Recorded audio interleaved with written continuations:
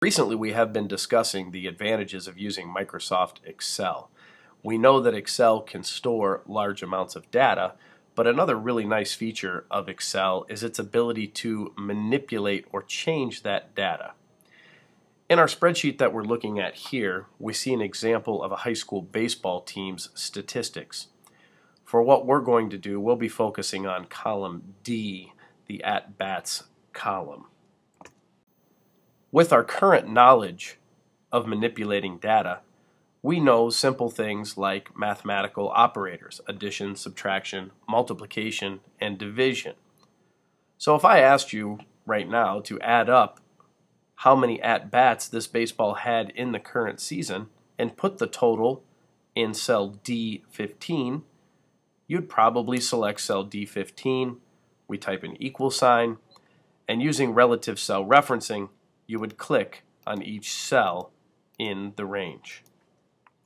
Although using mathematical operators and relative cell referencing has its place in Excel, it would be nice if there was a quicker way to create a total rather than clicking on each individual cell. Our list here is rather short compared to some spreadsheets.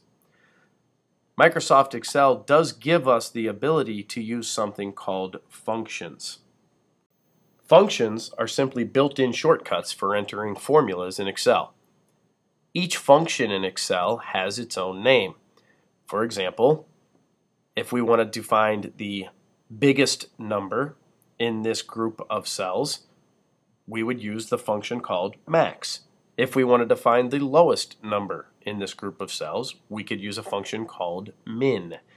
If we wanted to find the sum of all of these numbers, meaning adding them all up, which is actually what we're trying to accomplish, we use a function called sum. Makes sense, right? Now, there are hundreds of functions that Excel has available to you, and I do not expect you to memorize all of them, nor do I expect you to memorize how they are set up. For that reason, Excel gives you something in your formatting palette here called the function builder, the little FX. If we click on the function or formula builder, we can see a list of all of the functions actually located or contained in Microsoft Excel. Let's go ahead and go back to our original problem, which was finding how many at-bats this baseball team had in the season. Earlier again we talked about clicking on each of the cells. Now we're going to use a function. To use a function, I simply select the cell where I want the result of the function to appear.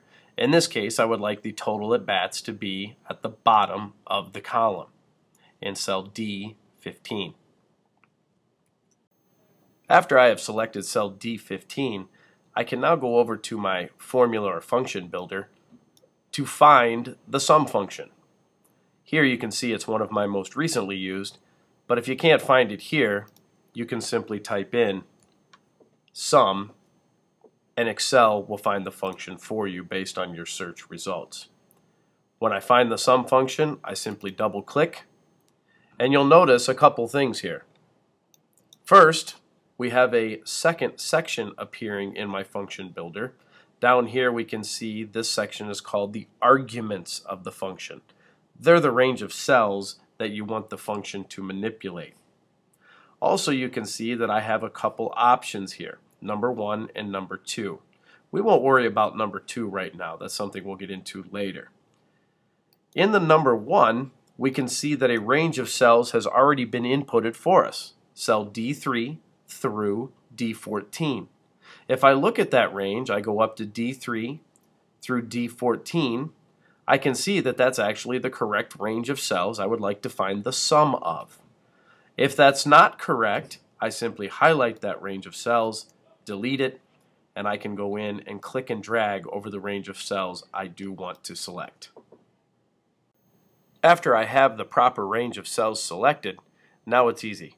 All I have to do is hit the Enter or Return key, and I can see that this team in this season had 951 at-bats.